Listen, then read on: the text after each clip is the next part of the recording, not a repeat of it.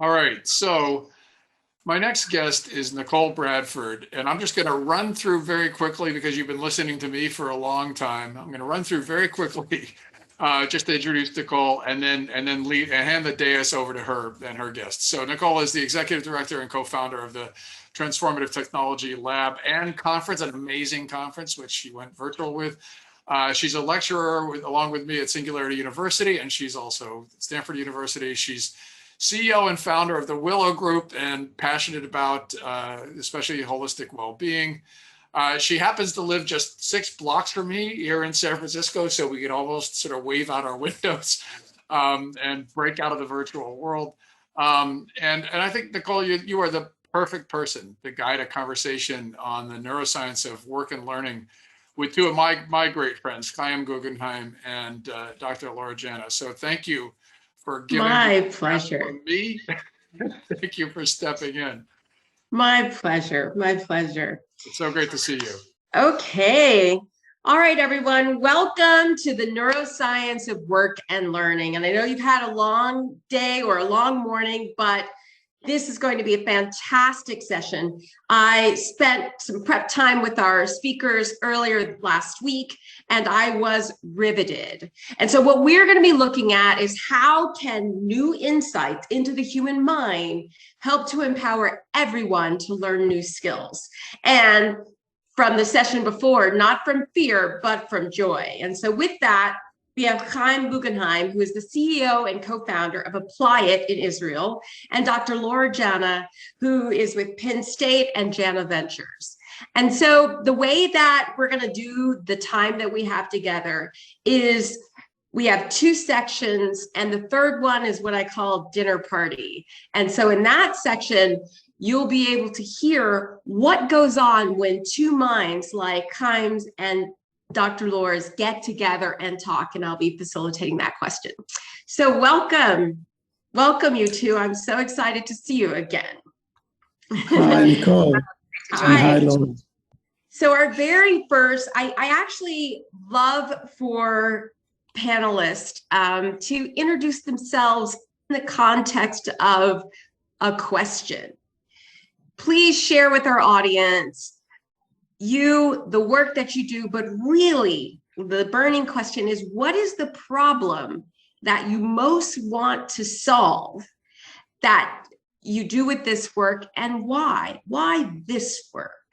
Dr. Jana, would you start for us? Sure. And I'll start by saying you don't have to go by formalities. Laura or Dr. Laura works fine, but okay. But, it's great to join you. And in a traditional sense, I partly say that because in a traditional sense, I am a pediatrician.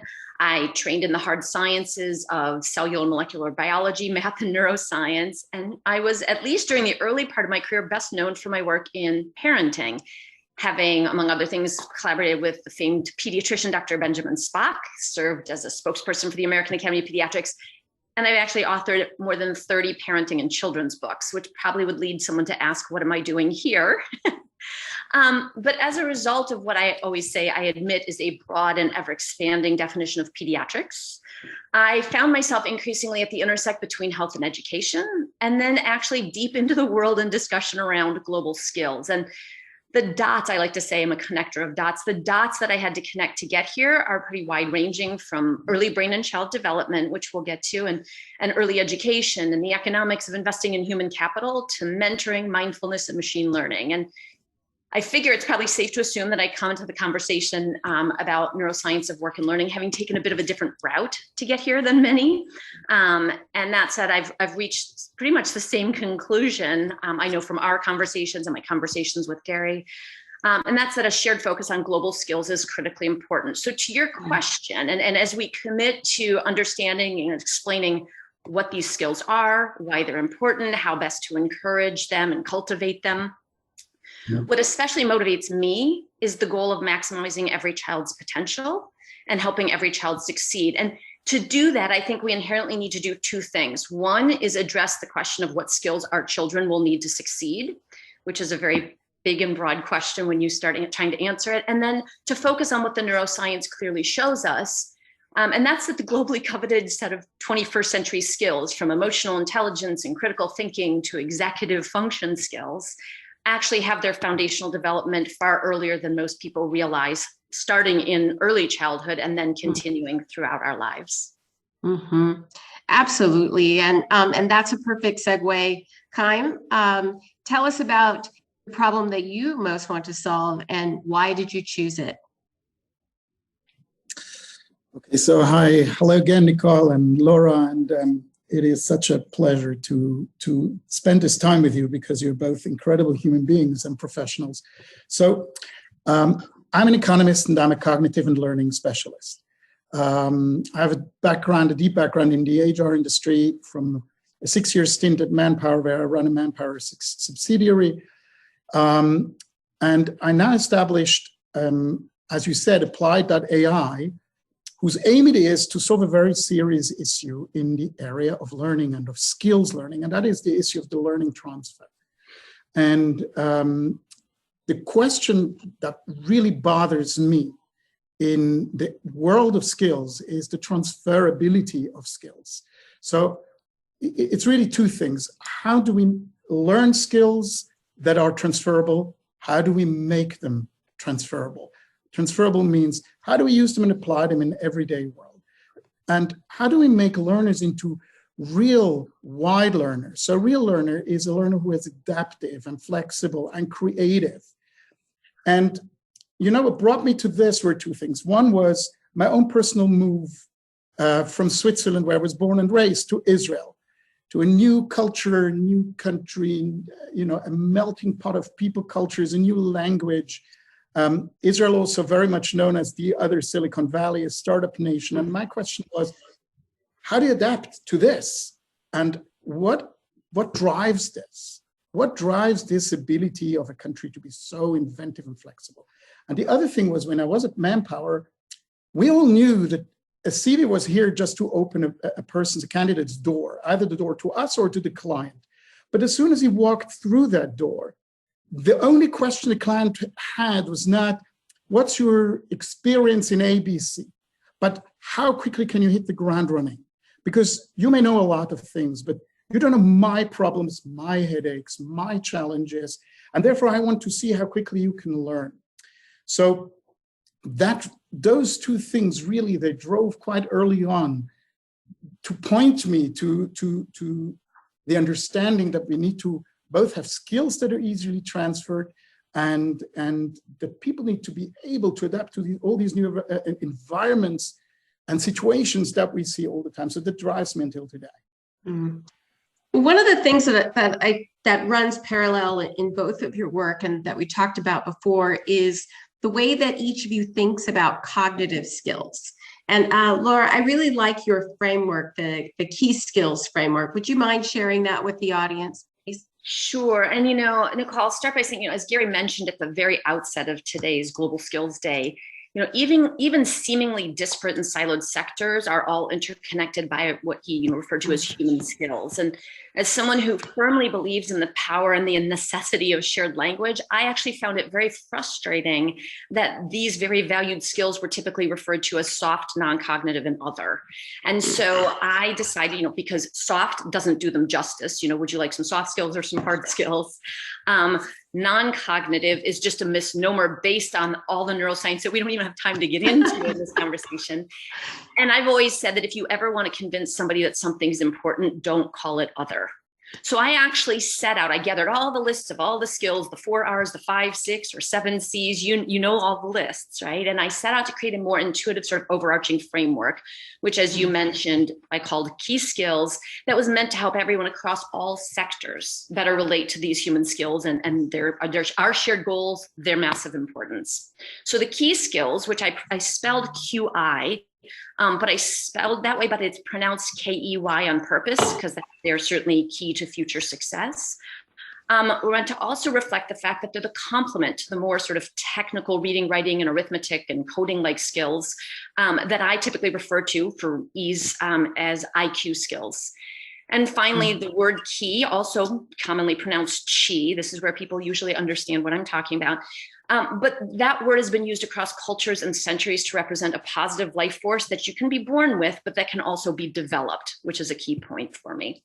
So with that, I'm going to give you a really brief overview of the 7 key skills, since this audience is very familiar with the skills I was trying to capture and sort of distill for people, each of which is critical to 21st century success and has its foundational development both in neuroscience and in the first 5 years, okay? First are me skills, which include focus and attention and are what allow us to be in control of our own thoughts, feelings, and actions. Number 2 are we skills, or the people or relationship skills needed to play well with others and are particularly valuable in a world where it's become as important to know how to read other people as it is to read. And for reference, the me and we skills, when you combine them, actually fit the formal definition of emotional intelligence. Next are why skills, which represent curiosity and involve asking all sorts of questions about how the world works. Will skills represent motivation and drive with sort of an obvious emphasis on intrinsic motivation. Wiggle skills are based on the recognition that that we learn best about the world by physically interacting with it, and that physical and intellectual restlessness go hand in hand. A picture that doesn't always fit with our traditional way of educating and training people. Wobble skills are referencing the phrase "Weebles wobble, but they don't fall down," which was the marketing slogan of a very globally popular classic 1980s toys called Weebles that would wobble back and forth, but they were specifically designed to ultimately always remain standing. And as skills especially needed to adapt to a rapidly changing world, as we just heard John and others mention, wobble skills represent intelligent risk-taking, adaptability, resilience, and the ability to fail and adapt. And finally, the 7th of the key skills are what-if skills, or what I describe as possibility skills. And what-if skills represent the ability to imagine not just how the world is, but how the world could be. And they include creativity, entrepreneurship, innovation, out-of-the-box thinking, and hope. So that's the encapsulated view of key skills. Well, I love that, because that really seems to me kind to really tie into the way that you look at skills too, around metacognition, awareness, and learning. Would you mind sharing with everyone your model that you've been working with? Sure. We find that the skills that are most needed, and if you look at, for example, the WEF's Future of Jobs publication for the last 6-7 years, consistently lists a majority of the skills that are needed that I put squarely into a niche that is called cognitive. So I approach this straight from the cognitive side, and here it ties into our session as neuroscience. So those are skills like critical thinking and analysis and problem solving and self-management and decision-making and trend recognition and. And it's all those skills that are really foundational and underlying. And it's natural that this should be like this, because those are the skills that not just drive the current change of the world of work to robotics and AI and technology, but they're also the skills that let us adapt and embrace and work with that digitally driven world. Now, those skills, that's the interesting thing, they're neither industry nor job specific, they're foundational. And here is, I think, what's really important. So when we speak about awareness and metacognition is the understanding of how I think and what I did. It's thinking about thinking as it's usually defined. So we need to really understand what learning is. And you know, the best challenge you can give people is just ask them the question, how does learning work? What is learning? You know, like we've heard the word learning over the course of this morning so many times. And you know, everybody wants to learn, everybody needs to learn. And we talk about lifelong learning. So what is learning? How does it work? And if you ask people, particularly learning specialists or educationalists, it's very interesting, because they go, oops, what do you mean? So obvious. But people don't have a very clear definition of this. And if you don't have a clear definition of something, then very often your understanding of it is somehow muffled. And learning really is the processing of information. It's the processing of information from information that you receive or collect. And information we know today is abundant, is everywhere, is very often what you call fake news. So you have to understand out of all the information, what is real, what is important, what is relevant. And in order to do that, you very often have to go to the end and see, what is it I need to solve? What is it I need to address? Then you need to process information in a very structured way using certain skills to talk, if we talk about skills, you need to analyze information, you need to be very good at comparing and at categorizing and at hypothesizing and it's so interesting. And Laura and I, we always say, how do we arrive from such different sides at precisely the same terms? Because out of Laura's key skills, there are so many, like the why skill, the what if skill, that are purely cognitive skills, exactly tapping that. So those skills are not taught per se, even though they are foundational. They're as foundational as literacy and numeracy, but they're not taught in the school system or as we go through life. They're taken assumed. And then we're surprised that those skills are lacking or are suboptimal when we hit the workforce. And this is why the world of work invests such insane amounts of effort and funds to close this gap of these skills, because they're needed in order to process this change that we're all going through all the time. Mm-hmm. Yeah, it's it's a little bit like taking the future of humanity to Las Vegas. Expecting people to pick it up from the culture. So actually you began to do it a little bit. I'm always in reflecting on both of your work too, I also saw the connection. So what I would love for you to do, and Chaim, you started to do it just a little bit. If you could describe in just a minute, because we want to transition to the dinner party, but how you see Laura's work. And then after that, Laura, I'd like you to do the same for Chaim as it relates to your own. I love the interplay. So in terms of the way that Laura's work ties into what I do is if we could teach those foundational skills much earlier on. So, some of these skills I said, they're, that in the taxonomy that was developed by Laura. So if we would teach those earlier on, we could then leverage this as people become grow into adaptive and resilient and flexible adults. And then we can finally, instead of like chasing ourselves and plugging holes in the world of work, we can actually leverage on people that are able, capable, and ready to do this, I love that. Instead of plugging holes, we can get to the place where we can leverage it. And that's really what the key skills would do for us. And so for you, Laura, Chaim's work, how do you see it? I think his work is so important for people like me, who I'm a little bit out there. Like there's a lot of people in the world of pediatrics who don't understand what I'm doing. But what I'm trying to do, and I said I started deep in the world of parenting, where I say, it's hard to get parents of especially very young children to stop and look up and say, hey, what direction is the world moving in? What's the future of work look like? What are the skills we need? And oh, by the way, education versus learning and cognition, right?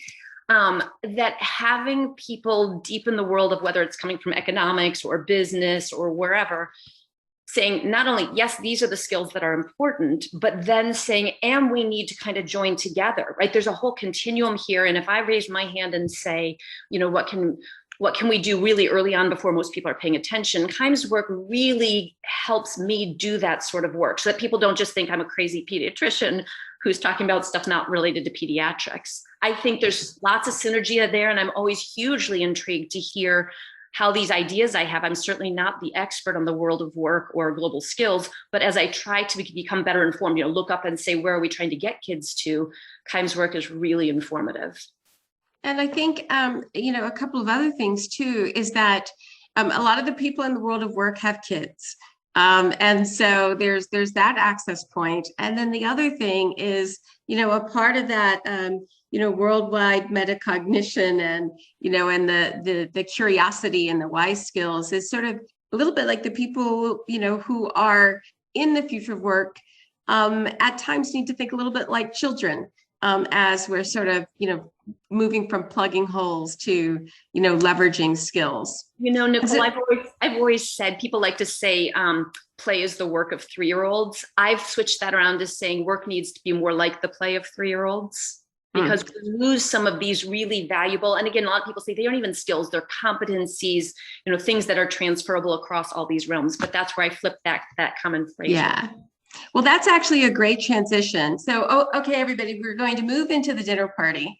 And so in the dinner party, we're starting with a question, but then after that, you're really just going to see a discussion between the three of us, or the two of them moderated by me. So the first question, which is one of my favorite questions to ask, is really about what is the inflection point? So we've heard, what both of you are working on and how you view what's happening for work and education. But, for everyone to get this, for everyone to understand, what is the inflection point that we need to see from a research standpoint? And what is the inflection point that we need to see from, a consumer standpoint? So it might be schools for education or work. Like, what are the things, what's the holy grail moment that when this happens, either from a research standpoint for one, or from a business governmental standpoint on the other side, everyone will get on board? Like, what's the breaking point? What's the inflection? What's the holy grail? Chaim, would you start? Sure. And Laura, you fill me in, or you go right ahead. I'll jump in. Whenever I talk rubbish. But I think the inflection point will come from a few directions, actually. One is when people start asking really hard questions. And people, quite a few players in the field of learning. Number one, it's the C-suite and the boardrooms. And the more I speak to people out there who are leaders in the field, I see that these questions are actually asked. Because people say something simple. They say, look, we face a skills gap. We're looking for these people all the time. We have to recruit them. We are lagging behind. And on the other hand, we are investing so much effort into learning in our organizations and in general. Why the heck can't we close that gap? That is a tough question to ask. And it really is when a CEO asks it, or a board member, it's the ROI question. So we invest all this money. Are we getting something back? What are we getting back? Are we measuring? Can we measure? What can we measure? Now, these are not easy questions. So this is one thing.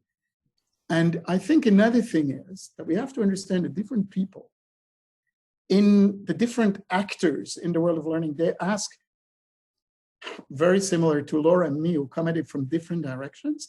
I think they ask the same question, but differently.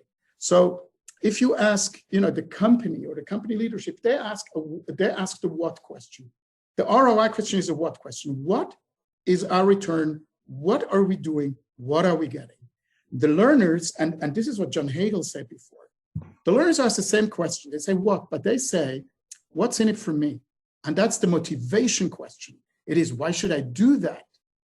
And the providers of the learning, they ask the how question. They say, okay, so how can we take the learning and make it not into commodity, but how can we make it into a differentiator, into something that will not just stick, as we say, and everybody wants learning to stick. I want learning to grow. I want to look at it like a bread dough. Okay, so if you have a dough and you put in all the stuff and you put in the leaving agent at the end, it grows in quantity and quality, and it becomes something different. How are we doing this? I think this will be a point of inflection. Everybody starts asking these difficult questions. What's going to cause the asking of the difficult question? Like, is there, is there something that has to happen? Laura, what do you think?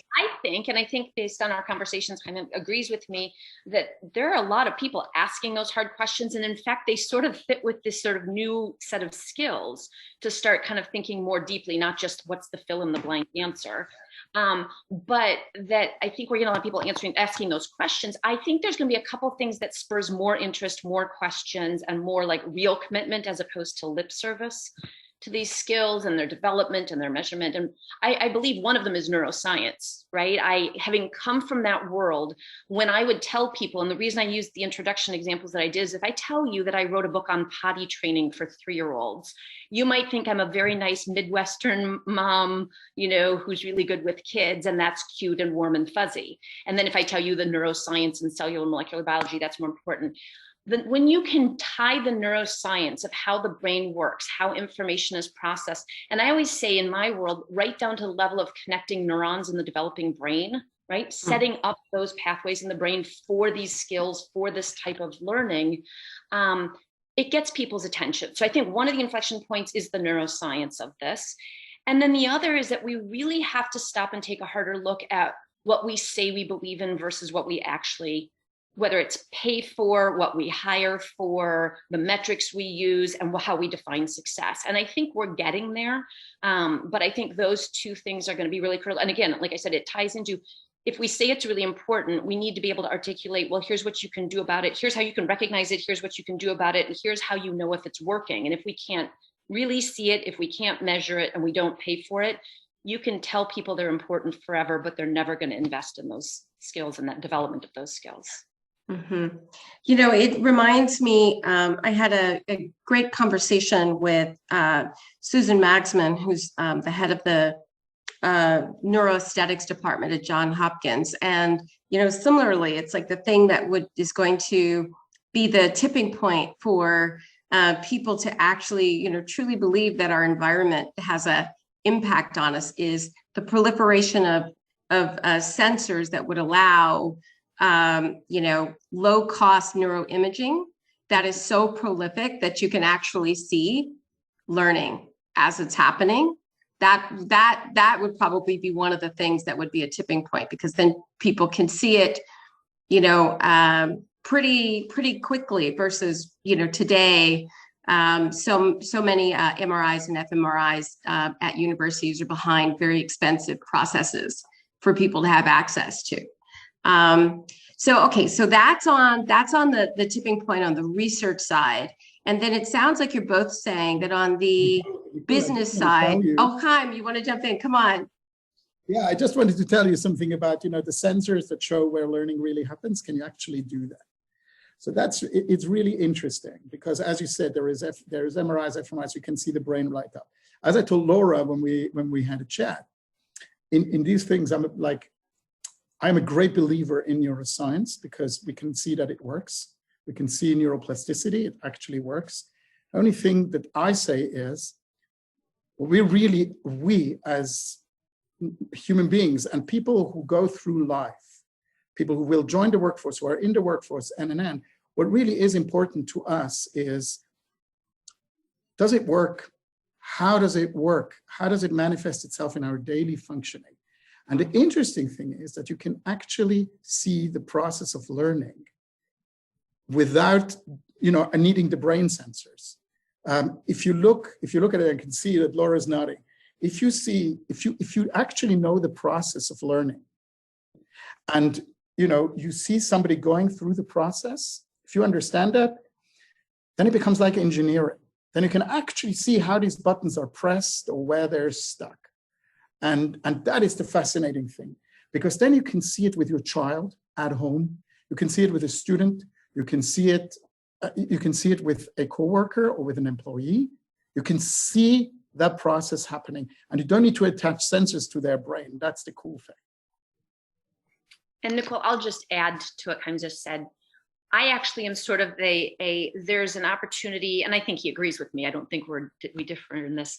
There's a bottom-up opportunity. Let's figure out what we can at the sensor imaging level. Like, that stuff really intrigues me, because it helps us start to better understand how things work. But I think that we run the risk of limiting ourselves to that, whereas we can see a lot of the processes and how they work in other ways. And so I kind of look at it as all of us standing around the elephant, right, and looking at different parts, but can we start to get a bigger picture of the neuroscience, how the brain works, how we learn, and then apply it in the real world. And I deal in the world of how do we take it from all the way from academia and, hardcore neuroscience research all the way into the applied, commercialized, relevant to the workforce world. And I think it's both views that are really going to get us there. Yeah. Well, so that's the second inflection point. So the first inflection point is like, what needs to happen on the research side, that would, unlock, an explosion of belief in action And then on the other side is what needs to happen on the business and the adoption side. And I think that's where the two of you are going in terms of what needs to be, like, what does business need to see in order to, to not play lip service to this learning, or what needs to happen for on the business and adoption side, what you two are talking about to be, not just, talked about, but fully embraced and executed across organizations. I can start because I'm sure Chaim's actually probably got more to say about it than I do, but as a pediatrician trying to break through with the message that early childhood is everybody's business, like we all need to care about investments in early childhood and early brain development, I thought, well, we'll get people's attention and its skills. And oh, by the way, we're all talking about the same exact set of skills, but you wouldn't know it, right? We all talk about it in different ways. It's all siloed in sectors and things. And so part of it is getting people to realize, like, first of all, what it is they already care about. And then looking at ways to say, well, if that's what you care about, are we doing things that show that? And that's where I started researching which companies and which businesses and sectors are we starting to see people shift to some of the things that were talked about throughout the morning, for the Global Skills Day discussions around, are we hiring based on what we know we actually care about in terms of skills, or do certain skills or test scores or things like that actually reflect success in the business world? And if not, then we need to move that way. That is the message that has me, I spend half my time talking to a world of people that don't know what the letters AI stand for, and half my time talking to global business leaders about, these key skills, the key skill framework that I referenced. That's how I've gotten people's attention, is saying, well, if we all agree these skills, we all agree that they have their foundational development early, the neuroscience supports it, and we can show outcomes that you care about in business metrics. I always say there's lots of return on investment metrics, but even in literal economic return on investment metrics, that's what gets people's attention. Got it. Chaim, do you have something to add before we go to the last question? Yeah, I think that the world of work is driven by need, and particularly by the need when we look for skills, but we look for people who have these skills, and they're not just skills, because skills are inherently theoretical. We're looking for people who have capabilities that they developed out of these skills, and we're looking for people who are wide and able to shift and adaptive.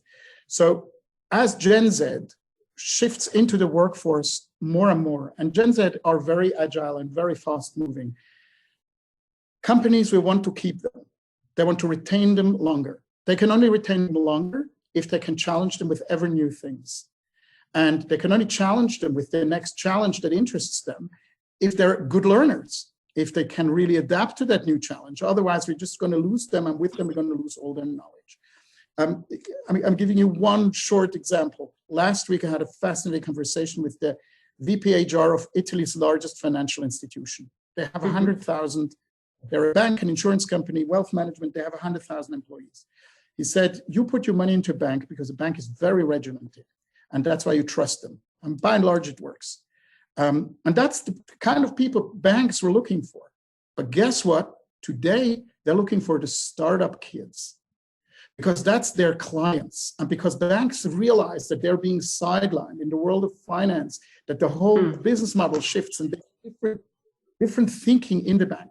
But how are you going to marry the startup creative out-of-the-box thinker with the guy who all knows this is all about rules and regulations, and that's what I stick by? It is this challenge, just to show you a real need from the ground up, that will require those learning skills that are so extremely well honed to make this work. Absolutely. Okay, so audience, get your questions ready, because in a moment you will be able to ask a question. But I have one last question, formal question for you, Chaim and Laura. What is the one thing for people who want to help you bring in this new world of work and learning? What is the one thing that each of you needs us to do? Chaim, I think you want us to ask hard questions, but tell us, what do you need us to do, Chaim, to help us? Okay, so I need everyone to invest in real learning, not in lip service learning. I need people to invest in learning that lets people understand what learning is and does, so that they can use what they've learned in this track everywhere in the world of work. Yes, I need them to ask the tough questions. Are we implementing what we learn? Are our people shifting, both individually, personally, and as a whole, to the quality of people that we want in the organization? So this is what I think, if these things happen, they will drive the change. Those are great. And Laura, what do you need us to do? How can we help you help us? So let's see, I'm going to go for shared language and recognizing that early childhood is actually everybody's business, as I referenced before. Because from my vantage point, this whole global skills discussion has far-reaching relevance that actually extends well beyond the world of jobs, entrepreneurship, workforce, including the world of pediatrics and early education. And in our rapidly changing world, and everyone's talking about caring economy and lifelong learning, and the fact that, I distill it down to the robots are coming.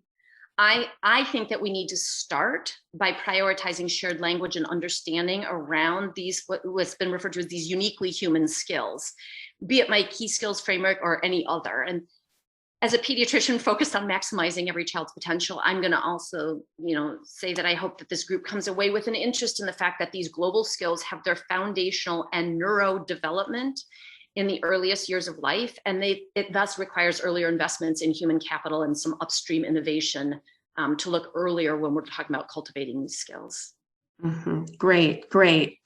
Well, we have a question in the Q&A box that is kind of a blend of both of you. It's how can we help kids to master self-directed learning? So it's kind of like, how can we help kids to master metacognition? Is kind of like what that question sounds like. And it's a great question, because that's one area that the whole sector of early education and education are moving towards. So there's actual curricula around both metacognition, understanding how the brain works. There are programs, I use the example that, just in the same time that companies are starting to install chief mindfulness officers, there are belly breathing programs in preschool, right? That teach people, kids to stop and think through their actions and take a deep breath. Which, by the way, the neuroscience is really strong. You're switching from the impulsive amygdala part of your brain to the prefrontal cortex, where executive function skills live. So it's a really good question. There's lots going on in that area. I try to help people understand and see why it is that's such an area that we should be focusing on. Mm-hmm. And that's great. Thank you. And Chaim, I think this question is really good for you. You identified the different types of questions: what questions, why questions, how questions. But one of the people audience asked, what about the question, to what end? So that's also, that is really the why question. Mm. You see, it's all these W questions, and those two questions, actually, I think they tie together, because the same is with kids. First, okay, let me answer the second question. The second question is what we call the quest for meaning. Why are we doing this? Why should I learn? And that needs to be understood by somebody, because that is the question that will drive motivation, intrinsic motivation of a person, not the extrinsic motivation, the external motivation. So this is very important, and that needs to be, and this is again where Laura will come in. This has to be driven very early on, by the way, by parents. It will then have to be reinforced also in the world of work. People say it has to come from the top. It has to come from somebody's team leader, from somebody's manager, from the executive, to say, we believe in learning, but they have to say because this is, by the way, and this is a very important, that's an important driver for anyone who wants to learn a skill. A skill is inherently personal. It's mine. It's not the company's. The company may have paid for sending me to learn it, but once it's mine and once I know how to use it, it will be forever mine. It will go with me through life. I think this is the question of, why should I learn? Because it's, for me personally, I'm becoming a better functioning person through that. Great. And with that, we have to close out to stay on time. Thank you both so much. And I think it's perfect that we ended with the why and the skills that I take with me and that they belong to me, because that really is what the future is about. Thank you both. I have so much gratitude for you. And with that, Thank you. everyone, you can get both of their books and also follow them more online. Bye.